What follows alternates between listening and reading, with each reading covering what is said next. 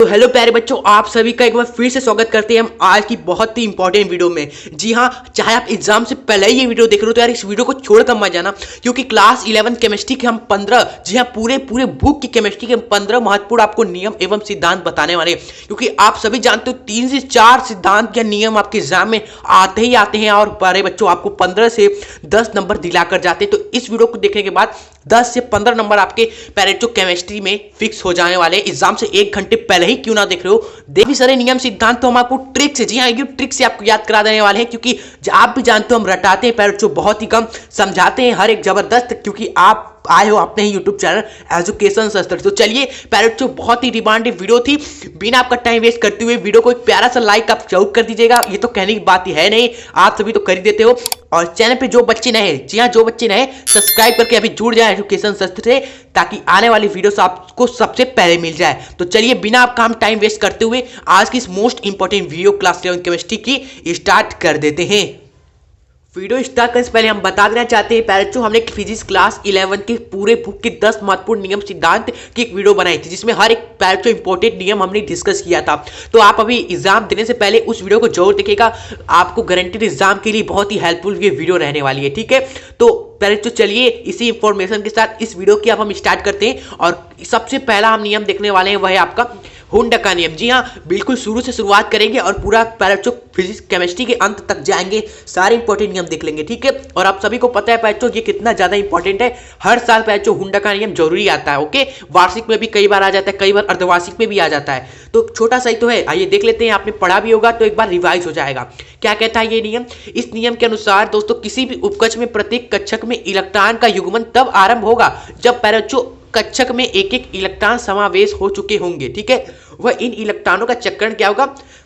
असमान होती है सिंपली। ठीक है, याद बिल्कुल भी नहीं करना है। देखिए आपको इतना तो पता है प्यारे बच्चों, कोई भी हमने क्या ले लिया, आर्बिटल ले लिया। आप ट्रिक से समझिए प्यारे बच्चों, अगर हमने कोई भी दोस्तों आर्बिटल ले लिया, मान लो ये कौन सा आर्बिटल है प्यारे बच्चों, ये आपका डी आर्बिटल है सिंपली। ठीक है, अगर हम इसमें इलेक्ट्रॉन भरे, मान लो हमारे पास प्यारे बच्चों 10 इलेक्ट्रॉन है। ठीक है, इस इलेक्ट्रॉन को इसमें भरना है, तो कैसे भरोगे? कहोगे सर इसमें कौन सी बड़ी बात है, हम पहले क्या करेंगे, एक एक इलेक्ट्रॉन सब में भरेंगे। पहले इसमें इलेक्ट्रॉन एक भरा, इसमें इलेक्ट्रॉन एक भरा, इसमें इलेक्ट्रॉन एक भरा, इसमें एक भरा, इसमें एक भरा। ठीक है, 5 हमने भर दिए। आप बाकी 5 कैसे भरोगे? सर कोई भी पूछने वाली बात है? बाकी 5 हम क्या करेंगे, अब युग्मन करेंगे। अब हम क्या करेंगे, युग्मन करने लगे इलेक्ट्रॉन का। जब हमारे एक एक इलेक्ट्रॉन भर गए, अब हम क्या करेंगे, इलेक्ट्रॉन का युग्मन करेंगे। अब पहले जो जोड़ा बनाएंगे, वो भी कैसा जोड़ा, उल्टा दिशा क्या होगा, इलेक्ट्रॉन का उल्टा भरते हैं सिंपली। ठीक है, तो ऐसा ही आप करते हो। बस हुंडा का नियम भी यही कहता है, यही बताता है, इलेक्ट्रॉन को भरने का तरीका ही बताता है हुंडा का नियम, कि सबसे पहले क्या करना है, इलेक्ट्रॉन का समावेश करते समय सभी ऑर्बिटल में एक एक इलेक्ट्रॉन जाएगा, फिर उसके बाद युग्मन तभी प्रारंभ होगा प्यारे बच्चों जब एक एक इलेक्ट्रॉन समावेश हो जाएगा। ठीक है, उसके बाद आप युग्मन करोगे, और युग्मन करोगे तो चक्रण की दिशा जो होगी इलेक्ट्रॉन की वह असमान होती है, यानी कि एक इलेक्ट्रॉन ऐसे रहेगा, दूसरा इलेक्ट्रॉन आपको उल्टा बनाना होगा, विपरीत बनाना होगा, असमान रहना चाहिए प्यारे बच्चों। ठीक है, तो यही युग्मन की दिशा ही प्यारे बच्चों हुंडा का नियम प्यारे बच्चों बताता है, कैसे युग्मन करना है, कैसे इलेक्ट्रॉन को भरना है, ये सभी हुंडा के नियम में ही बताया गया सिंपली। ठीक है, तो बस एग्जाम में बस इसी चीज को याद रखो और इसी चीज को प्यारे बच्चों यहाँ पर लिख देना है सिंपली। ठीक है, तो चलिए आई होप आपको समझ में आया होगा क्या ये नियम कहता है, और एग्जाम में अगर भूल गए तो कैसे कर देना है सिंपली। ठीक है, उसके बाद आपका नेक्स्ट नियम है पॉली का नियम। देखिए हर एक नियम कुछ ना कुछ बताता है, आपको कुछ ना कुछ सिखा कर ही जाता है। और पॉली का नियम भी बच्चों हमें यह सिखा कर गया कि 2 इलेक्ट्रॉनों को कैसे भरा जाता है, किसी भी ऑर्बिटल में 2 इलेक्ट्रॉन को कैसे भरा जाता है भाई। ठीक है, लाइक हमारे पास 2s ऑर्बिटल है। अब 2s ऑर्बिटल में प्यारे बच्चों 1 इलेक्ट्रॉन हमें ऐसे भर दिया, तो प्यारे बच्चों कई प्यारे बच्चों छात्रों को, कई वैज्ञानिकों को कंफ्यूजन था कि दूसरा इलेक्ट्रॉन प्यारे बच्चों ऐसे भरे कि दूसरा इलेक्ट्रॉन प्यारे बच्चों इसी 2s ऑर्बिटल में दूसरा इलेक्ट्रॉन प्यारे बच्चों ऐसे भरे, तो कंफ्यूजन बहुत ही था। ठीक है, तो यहां पर इस नियम में यही बताया गया कि यार कैसा भी परमाणु उपस्थित कोई भी 2 इलेक्ट्रॉन, किसी भी परमाणु में उपस्थित कोई भी 2 इलेक्ट्रॉन प्यारे बच्चों क्या होंगे ना, उनकी क्वांटम संख्या चारों की चारों क्वांटम संख्या समान नहीं हो सकती सिंपली। ठीक है, 4 क्वांटम संख्या होते हैं, आपने पढ़ा होगा, एक होता है n l प्यारे बच्चों m s। ओके, अगर प्यारे बच्चों अगर एन हो गया, एल हो गया, एम हो गया। ये अगर 3 क्वांटम संख्या क्या है पैचो अगर समान है तो एक ना एक पैचो जो अंतिम चक्रण है ना वो पैचो भिन्न होगा ही होगा। 4 क्वांटम संख्या कभी 2 परमाणु की समान नहीं हो सकती, ठीक है, यही इन्होंने बताया। तो यहां से हमें मालूम चल गया कि यार एक अगर ऐसे हम भरेंगे ना तो यहां पर इन दोनों इलेक्ट्रॉन की चारों क्वांटम संख्या जो 6 हो गया ये चारों इक्वल हो जाएगा।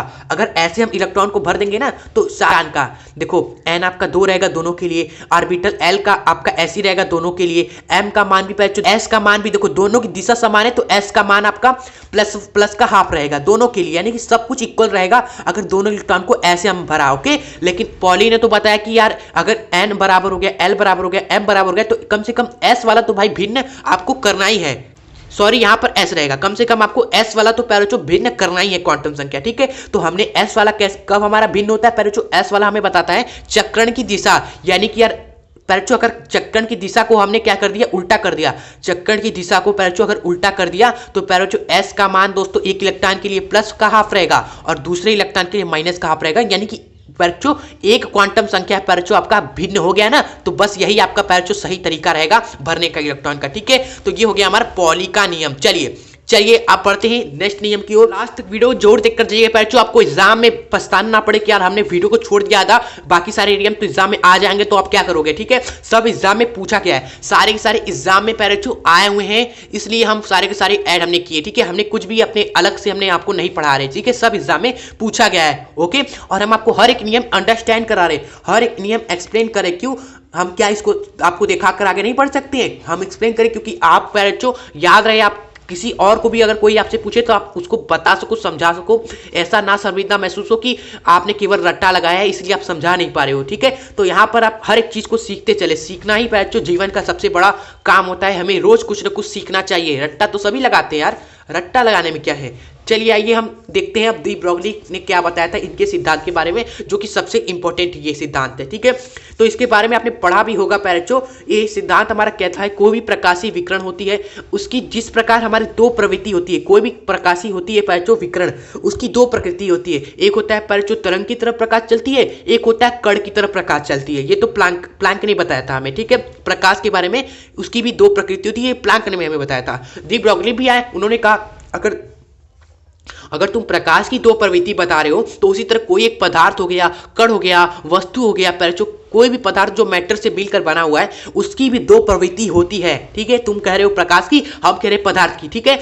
तो भाई अगर जिस प्रकार प्रकाश का हमें मानना पड़ा 2 प्रकृति होती है, उसी प्रकार पदार्थ की भी 2 प्रकृति हमें माननी पड़ी, एक होता है कड़ी प्रकृति और एक होता है पैरेचो तरंग की प्रकृति जिस तरह प्रकाश में होती है। ओके, और कड़ी प्रकृति तो हमें पता है भाई, जैसे ये हो गया कण की तरह मिलकर बना है, सबको दिख रहा है, लेकिन तरंग है दोस्तों ये तो किसी को दिख नहीं रहा है ना, क्योंकि भाई तरंग की पैरेचो इतना दोस्तों सूक्ष्म होता है, उसकी तरंग दैर्घ्य इतनी छोटी होती है प्यारे बच्चों कि हमें वो दिखता ही नहीं है तरंग, ठीक है, और हमें महसूस भी नहीं होता है, इतना पैरेचो सूक्ष्म वो तरंग होती है। और उस तरंग दैर्घ्य का सूत्र इन्होंने दिया था, वो होता है h/mv, ठीक है। और ये पैरेचो आइंस्टीन का जो इक्वेशन था E बराबर जो आइंस्टीन ने दिया था एब सी का स्क्वायर, और प्लैंक ने जो दिया था E बराबर hv, इन दोनों को जब इक्वेट कर दोगे ना, इक्वल कर दोगे ना, तो यही से पैरेचो ये इक्वेशन डेरिवेट होता है। ओके, तो ये बहुत ही इंपॉर्टेंट आपको है जो कि एग्जाम में इनके नियम के साथ लिख कराना है। चलिए, तो ये हो गया डी ब्रॉगली का सिद्धांत। उसके बाद आइए बढ़ते हैं पैरेचो, अगला जो है आपका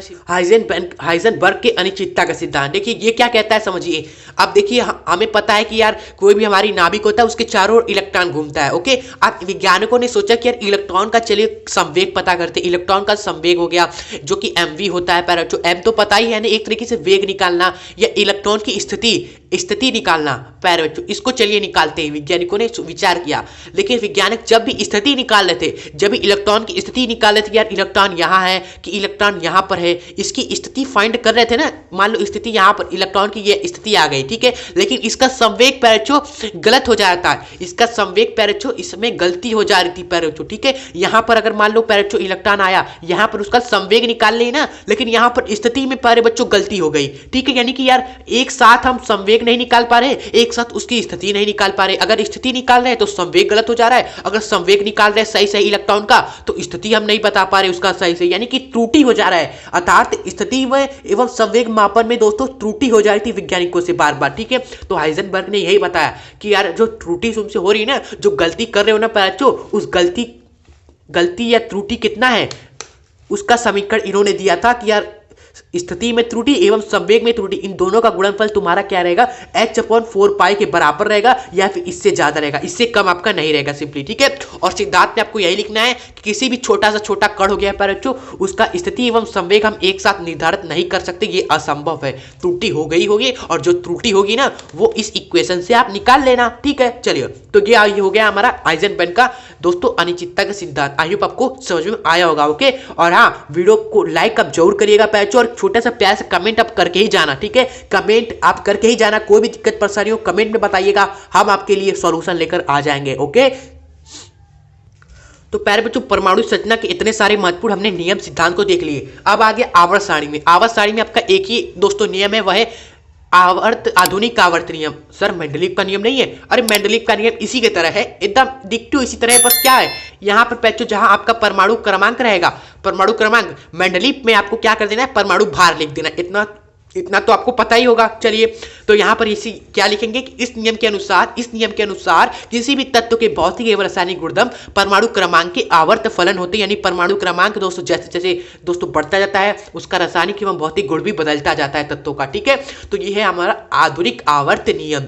और इसकी पैरेचो विशेषता, इसके पैरेचो क्वालिटी है, इसकी क्या क्या विशेषता है वो आप जरूर एक बार देख लीजिएगा। हमने आपको आवर्त नियम में अच्छे तरीके से दोस्तों पढ़ाया था एवं जो क्वालिटी थे वो आपको पैरेचो बिल्कुल आसान तरीके से समझाया था, बिल्कुल भी रट्टा नहीं लगाया। तो एक बार आप उस वीडियो को देख लीजिएगा तो आपको आधुनिक आवर्त नियम हो गया, पैरेचो कैसा भी मेंडलीव का आवर्त नियम हो गया, सब कुछ आपको दिमाग में फिट हो जाने वाला है।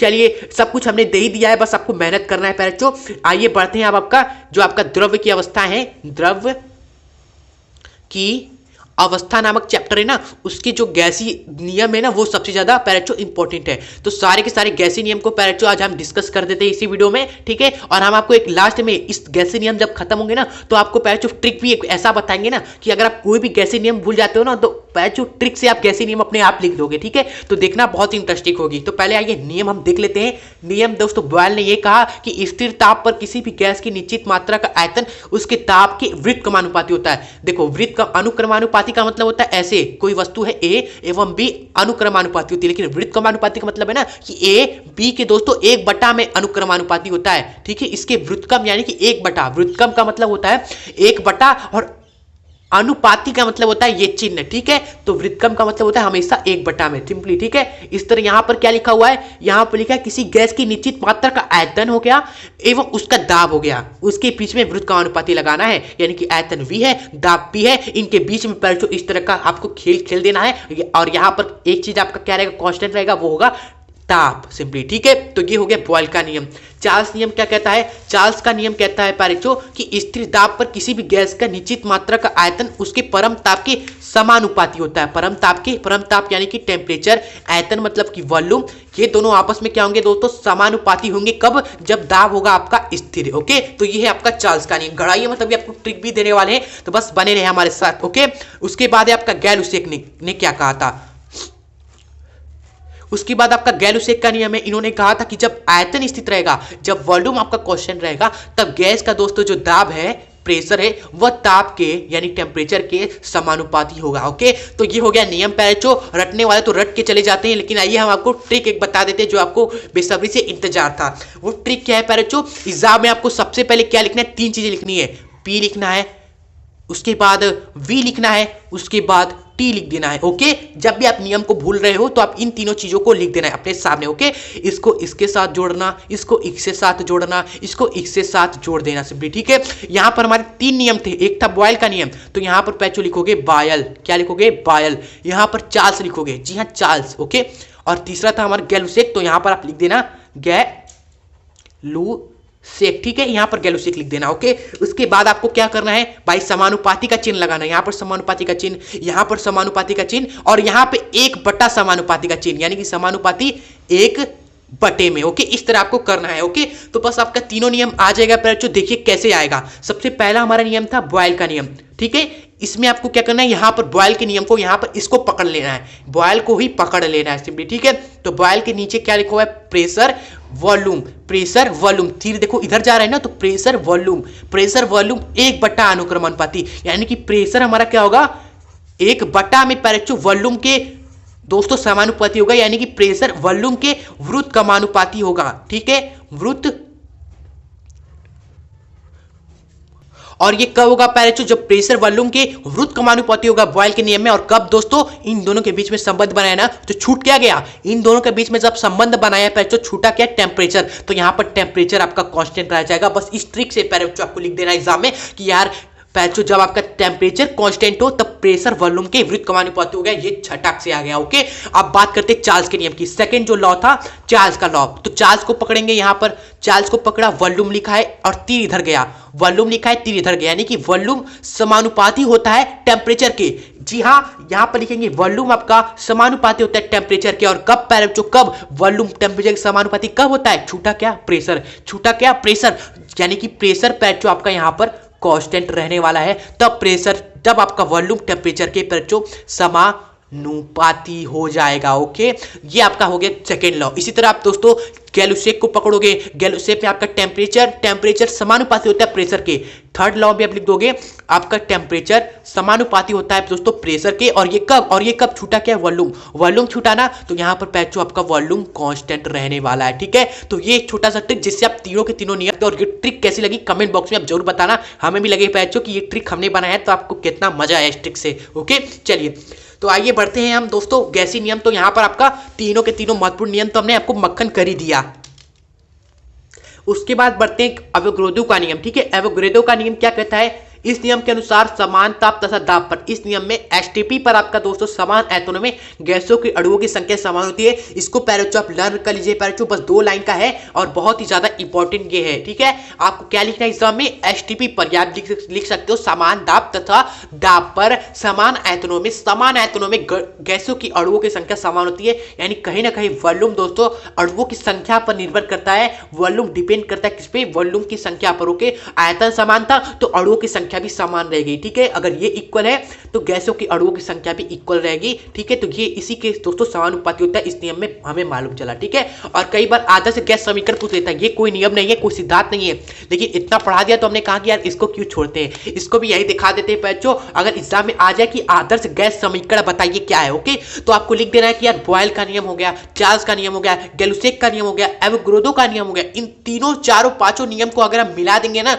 तो हमें एक दोस्तों समीकरण मिलता है जिसको हम आदर्श गैस समीकरण कहते हैं। ओके, जिसे हम क्या बोलते हैं? अगर इन तीनों को मिला देंगे तो आपका, तो यहां से मैं मिला कि यहां पे क्या लिखा हुआ है? P लिखा हुआ है, V लिखा हुआ है, P लिखा हुआ है, V लिखा हुआ है, यानी कि यार कहीं ना कहीं PV आपका समानुपाती किसके? यहां पर टेम्परेचर के एवं यहां पर नंबर्स ऑफ मोल लिखा हुआ है, तो टेम्परेचर एवं नंबर्स ऑफ मोल के। और ये समानुपाती का चिन्ह जैसे हटता है तो एक नियतांक दोस्तों R आता है जिसको हम क्या बोलते हैं? गैसीय नियतांक बोलते हैं सिंपली। ठीक है, तो ये आपका आदर्श गैस समीकरण भी हमने यहां पर आपको सोचा कि बता देते हैं, क्यों छोड़ते हैं इसको भी। ठीक है, चलिए हमें लाना है नंबर जबरदस्त, तो मेहनत भी करेंगे मस्त। ठीक है, तो उसके बाद दोस्तों यहां पर द्रव्य की अवस्था चैप्टर से जितने भी महत्वपूर्ण नियम हमने आपको पढ़ा दिए, समझा दिए। ओके, अब जो आपका स्टार्ट होगा पैरेचो वो होगा साम्यावस्था चैप्टर से। ठीक है, साम्यावस्था दोस्तों इन्हीं 2 चैप्टर से पैरेचो आपका सबसे ज्यादा नियम सिद्धांत आपका यहां से ही पूछा जाता है। एक द्रव्य की अवस्था, एक साम्यावस्था। ओके, तो साम्यावस्था तो बहुत ही ज्यादा इंपॉर्टेंट है। इससे ना सिर्फ नियम पूछता है, ना सिद्धांत पूछता है, बल्कि इससे क्वेश्चन भी पूछता है, इससे न्यूमेरिकल भी आता है, इससे पैरेचो थ्योरी से रिलेटेड क्वेश्चन भी पूछता है। कोई कॉन्सेप्ट आपका हो गया, ये भी साम्यावस्था से ही पूछता है। ओके, बहुत ही इंपॉर्टेंट चैप्टर था, इसलिए हमने एक 1 शॉर्ट वीडियो में 1 से 1.5 घंटे में पूरा चैप्टर ही पैरेचो सब कुछ आपको यहाँ पर पढ़ा दिया था। ओके, तो जिन बच्चों ने नहीं देखा तो यार एक बार चैप्टर आप पढ़ ले अगर आपके पास समय है 1-2 दिन का।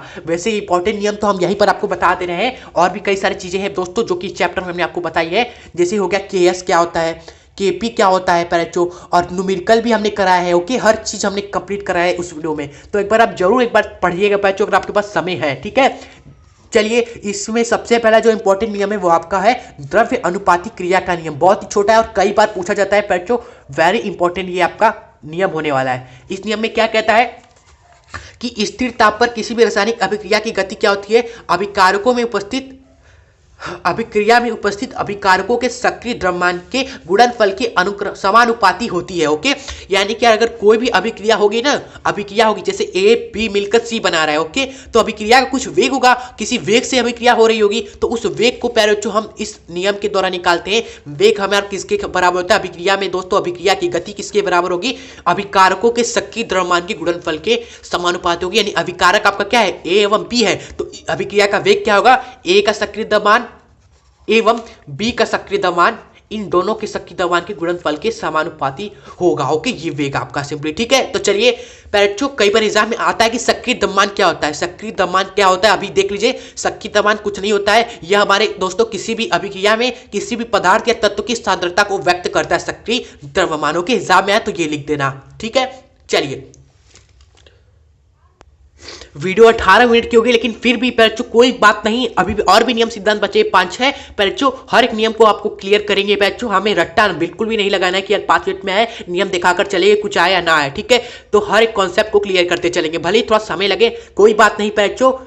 आप हमारे साथ हैं तो हम आपके साथ मेहनत भी करेंगे। चलिए, उसके बाद हमारा है लास्ट शीतले का मोस्ट इंपॉर्टेंट ये नियम है। अब जितने भी सारे नियम आपको बताने वाले सबके सब इंपॉर्टेंट है बच्चों।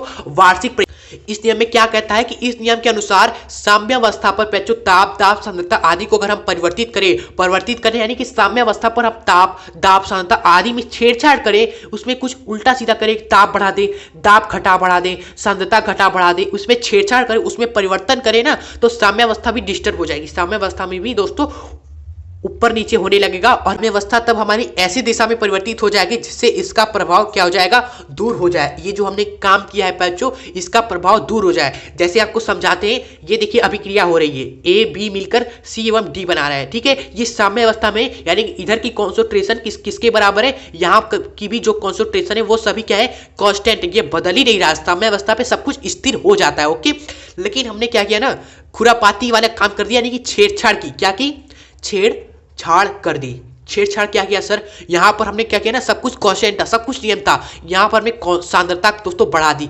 मान लो हमने सी की सांद्रता, मान लो सी की सांद्रता दोस्तों बढ़ा दी, सी की सांद्रता हमने कॉन्सेंट्रेशन बढ़ा दिया, तो यहां पर आपने बढ़ा दिया, लेकिन यहां पर पैचो यहां तो वही रहा ना, यहां पर आपने वृद्धि कर दी, लेकिन यहां तो वही का वही है, यहां तो वही का वही है पैचो, तो यहां पर भी दोस्तों बढ़ाना पड़ेगा, यहां पर भी इंक्रीज हमें करना पड़ेगा, इंक्रीज हमें करना पड़ेगा। तो साम्यावस्था किधर जाएगी, इधर की ओर दोस्तों शिफ्ट हो जाएगी। यानी कि आप क्या लिखोगे दोस्तों, साम्यावस्था कहां शिफ्ट हो जाएगी, प्रतिप दिशा यानी कि पीछे की दिशा, प्रतिप दिशा यानी कि पीछे की दिशा में पैचो शिफ्ट हो जाएगी सिंपली। ठीक है, तो ये कॉन्सेप्ट है पैचो। ठीक है, अगर यही मान लो सांद्रता अगर आप यहां पर बढ़ाए होते तो ये स्थिर रहता है, तो साम्यावस्था इधर शिफ्ट हो जाती, सिंपल। चलिए आगे बढ़ते हैं, जो अगला आपका नियम है वह है ओस्टवाल्ड तनुता का नियम, और बहुत ही छोटा नियम है। क्या कहता है ये नियम, समझते हैं। इस नियम के अनुसार दुर्बल वैकुत अपघट की वियोजन की जो मात्रा होती है अल्फा वियोजन की मात्रा अल्फा, तनुता एक तरीके से हम वॉल्यूम को बोलते हैं, तनुता की वर्गमूल के समानुपाती होती है। यानी कि अल्फा आपका दोस्तों समानुपाती है, अल्फा पैरेचो आपका समानुपाती है किसके पैरेचो, तनुता यानी कि वॉल्यूम के वर्गमूल यानी कि रूट के उससे, यही हमारा ये नियम कहता है सिंपली। ठीक है, उसके बाद अगला देखते हैं सम आयन प्रभाव क्या है। ओके, इस सम आयन प्रभाव में बहुत ही छोटी सी बात कही गई है कि अगर कोई भी आपका वैद्युत अपघट है, ओके, अब वैद्युत अपघट आपको पता है ना क्या होता है, ऐसे पैरेचो दोस्तों यौगिक या कंपाउंड कह सकते हो जो जल में क्या हो ना, टूट जाए, जल में घुलने पर दोस्तों आयनों में टूट जाते, उन्हें हम वैद्युत अपघट कहते हैं। और कई बार एग्जाम में आता है कि बताओ दुर्बल वैद्युत अपघट कैसे किसे कहते हैं। ठीक है, तो दुर्बल यानी कि कमजोर, जिसे हम जल में डालें तो वो आसानी से ना टूटे। जी हाँ, हम ऐसे नहीं टूटने वाले, दिल बहुत ही मजबूत है हमारा, हम आसानी से नहीं टूटेंगे, तो ऐसे दुर्बल वैद्युत अपघट हम इन्हें कहते हैं। ओके, तो सब कुछ आप देखते चलिए, ना सिर्फ नियम सिद्धांत बताना हमारा कर्तव्य है, बल्कि आपको पूरा 100 आउट ऑफ 100 लाने के लिए तैयार करना है, हर एग्जाम के क्वेश्चन को लड़ना है हमें। ओके, उसके बाद है सम आयन प्रभाव क्या कहता है, आइए इसको अब हम देखते हैं सिंपली। ठीक है, सम आयन प्रभाव कहता है कि किसी भी वैद्युत अपघट के विलयन में समान आयन मिलाने पर, नाम ही है क्या आपका, नाम ही है नियम का सम आयन, यानी कहीं ना कहीं पर जो आप क्या करोगे ना, वैद्युत अपघट के विलयन में आप समान आयन को मिलाओगे, और मिलाने पर आपका क्या होगा ना, कुछ घटना होगी, और वो क्या घटना होगी, वो होगा आपका आयरन की मात्रा आपकी कम हो जाती है, और इसी पर जो घटना को, इसी दोस्तों प्रभाव को हम क्या बोलते हैं, सम आयन प्रभाव बोलते हैं सिंपली। ठीक है, एग्जाम्पल आपको बता देते हैं, जैसे आपका हो गया पैरचो आपका HCl, ये क्या है पैरचो, वैद्युत अपघट है और प्रबल है पैरचो, आपको पता है ये जल्दी टूट जाता है जल में। अगर इसमें हम पैरचो मिलाते हैं, मान लो H2S, इसमें हमने क्या कर दिया, H2S मिला दिया, तो यहां पर भी H प्लस है, यहां पर भी H प्लस है, सम आयन, समान आयन है, दोनों में क्या है, समान आयन है। यहां पर भी H प्लस आपको मिलेगा, यहां पर भी H प्लस मिलेगा। तो इसको जब मिला दोगे ना तो इसकी आयरन की मात्रा क्या हो जाएगी ना, टूटने की क्षमता, जी हाँ टूटने की क्षमता, पहले तो ये प्रबल था लेकिन अब क्या हो जाएगा ना, इसको मिलाने से सम आयन प्रभाव के कारण आयरन की मात्रा टूटने की क्षमता क्या हो जाएगी, कम हो जाएगी। ठीक है, इसी को हम क्या बोलेंगे ना, सम आयन प्रभाव बोलते हैं। ओके, आई होप आपको समझ में आया होगा, आ गया ना। चलो नेक्स्ट नियम की ओर चलते, बस खत्म ही होने वाला वीडियो प्यारे बच्चों, कुछ और नियम बचे उन्हें भी देख लेते हैं। उसके बाद पैर हम बढ़ते हैं उष्मागतिकी के नियम के सॉरी, तो उष्मागति का नियम बहुत ही इजी है। ठीक है, ये हम तो फिजिक्स में ही पढ़े, ये तो हमने फिजिक्स में ही पढ़ा है पैचो। ठीक है, ये फिजिक्स में ही पढ़ते हैं, लेकिन पैचो केमिस्ट्री का अपना एक अलग ही उष्मागति का नियम होता है जो कि आज हम देखने वाले हैं। और आज आपको केमिस्ट्री और फिजिक्स के उष्मागति के नियम में आखिर क्या संबंध है वो भी इस वीडियो में आपको समझा देंगे, जो कि आपको कहीं नहीं बताया जाता। चलिए, तो उष्मागति दोस्तों जो नियम है वो क्या कहता है कि ऊर्जा ना तो नष्ट किया जा सकता है, ना ही ऊर्जा को उत्पन्न किया जा सकता है, या तो एक रूप से दूसरे रूप में परिवर्तित किया जा सकता है। ओके, यानी कि यार ये क्या है, कहीं ना कहीं ऊर्जा संरक्षण के नियम पर ही आधारित है। ठीक है, ऊर्जा संरक्षण का नियम ही आपको लिख देना है यहाँ पर प्रथम नियम में सिंपली। ठीक है, और उष्मागति को आइए कॉन्सेप्ट हम देखते हैं बच्चों, तो क्या संबंध होता है बच्चों, यहाँ पर भी आपको एक इक्वेशन मिलेगा जो आता है बच्चों, प्रथम नियम का जो इक्वेशन है ये आपको मिलेगा केमिस्ट्री में, लेकिन फिजिक्स में तो आपका ये होता है ना, यहाँ पर कुछ अलग है, यहाँ पर कुछ अलग है, आखिर क्या संबंध है बच्चों। ठीक है, तो कॉन्सेप्ट यहाँ पर ये इस प्रकार है कि फिजिक्स में उष्मागतिकी में जो आप कार्य करते हो ना, मान लो आपने 10 जूल कार्य किया, लेकिन केमिस्ट्री का अलग ही दोस्तों सिद्धांत है, केमिस्ट्री में वही कार्य आपका क्या होगा ना, माइनस में लिया जाता है। यहाँ पर दोस्तों कुछ अलग कॉन्सेप्ट है, अगर वो समझाया तो पैरेचो काफी लंबी हो जाएगी, 5 से 10 मिनट लग जाएगा, तो इसको कभी उष्मागतिकी का नियम अगर आप उष्मागतिकी चैप्टर पढ़ाएंगे तो उसमें आपको समझाएंगे। तो यहाँ पर आप समझो कि फिजिक्स में अगर हम कार्य दोस्तों पॉजिटिव लेते हैं ना, तो केमिस्ट्री में वही कार्य आपका क्या होता है ना, नेगेटिव होता है। यहाँ पर दोस्तों साइन कन्वेंशन, जो आपका साइन होता है ना, साइन का दोस्तों जो नियम है, साइन का कन्वेंशन है पैरोचो, वह थोड़ा सा क्या है दोस्तों, उल्टा है। यहाँ पर साइन को उल्टा माना जाता है, और क्यों माना जाता है इसके पीछे कॉन्सेप्ट है। ठीक है, उस पर चर्चा नहीं करते हैं, बस आपको ये ध्यान रखना है कि यार केमिस्ट्री में बस हमारा क्या बदल जाता है, जो कार्य होता है उसको हम नेगेटिव लेते हैं। यानी कि यार फिजिक्स में जो हम पढ़ते थे, फिजिक्स में हम जो पढ़ते थे कि यार किसी भी निकाय को अगर हम बाहर से कोई उष्मा देते हैं तो ये क्या कर देता है, कुछ उष्मा का तो क्या कार्य कर लेगा, या फिर कुछ उष्मा का ये थोड़ा सा दोस्तों अपने अंदर का भाव बढ़ा लेगा, इंटरनल एनर्जी बढ़ा देगा। इसी को आप दोस्तों फिजिक्स में लिखते थे कि यार क्यों आपका दोस्तों कुछ कोई और नहीं है, ये तो कार्य है जो वस्तु कर रहा है, एवं कुछ ऊर्जा में परिवर्तन है, ये वस्तु एवं अपने अंदर का जो भाव ये बढ़ा रहा है, यही तो है ये जो हम उष्मा दे रहे हैं वस्तु को। ठीक है, ये हम बात करते थे फिजिक्स में, पर जो फिजिक्स में जो कि हमने यहाँ पर दोस्तों लिखा हुआ है। ठीक है, लेकिन दोस्तों केमिस्ट्री की बात करें ना, केमिस्ट्री में आपका सिंपली क्या हो जाएगा,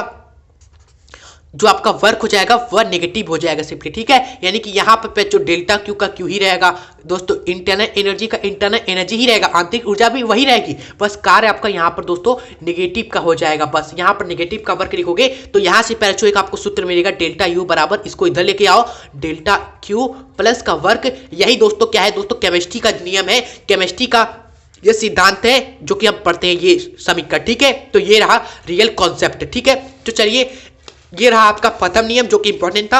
अब लास्ट नियम है पैरेचो आपका सेटजेप का नियम। ठीक है, ये लास्ट नियम है, और ये आपका ऑर्गेनिक केमिस्ट्री जो आपका सेकंड पार्ट है केमिस्ट्री का, उससे संबंधित बहुत ही इंपॉर्टेंट ये नियम है, एग्जाम में पूछा गया है। क्या है ये नियम, कहता है इस नियम के अनुसार यदि मोनोहाइड्रिक अल्कोहल को H2SO4 की उपस्थिति में इतना डिग्री ताप पर गर्म करते हैं, ये वो या चलो ठीक है, जो बात कर रहे हो आइए समझते हैं क्या कहता है।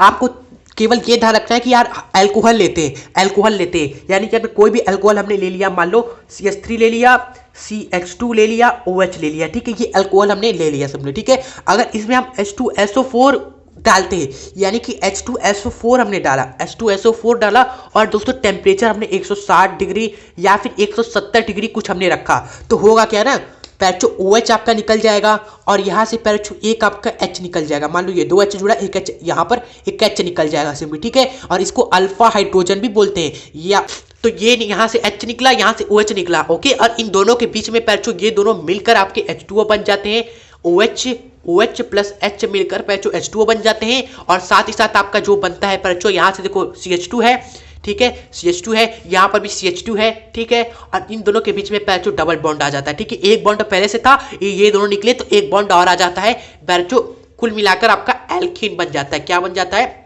एल्कीन बन जाता है। ओके, तो बस यही आप समीकरण याद रखना। ये समीकरण क्या है इसी को याद कर लेना। ये आप अपने आप लिख दोगे कि यार अल्कोहल लेते हैं, उसमें आप H2SO4 डालते हैं, वो ताप आप 160 डिग्री 170 डिग्री रखते हैं तो पैचो OH निकल जाता है, H निकल जाता है, ये दोनों मिलकर H2O बना लेते हैं और साथ साथ एल्कीन का निर्माण होता है। ये नियम आप खुद ही लिख लोगे। ओके, तो ये समीकरण आप याद रखना, ठीक है। तो चलिए, तो ये रहे सारे के सारे इंपॉर्टेंट नियम एवं सिद्धांत। इससे बाहर दोस्तों एग्जाम में आएगा ही नहीं। कोई भी नियम पूछेगा तो इसी में से ही पूछेगा और 10 नंबर आपको ये नियम सिद्धांत ये वीडियो आपको दिला देगी, ठीक है।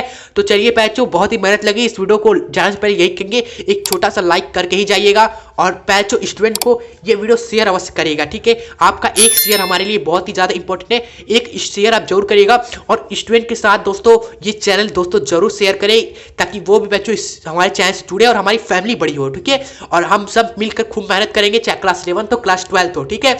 तो पैचो अपना साथ हमारे ऊपर बनाए रखिएगा, आप है तो हम है, ठीक है। और अगर आपने अभी तक फिजिक्स के दोस्तों नियम सिद्धांत नहीं पढ़े हैं दोस्तों, 10 नियम महत्वपूर्ण हमने बताए थे, तो ये आप वीडियो है, ठीक है। चलिए, जय हिंद जय भारत, मिलेंगे किसी नेक्स्ट वीडियो में।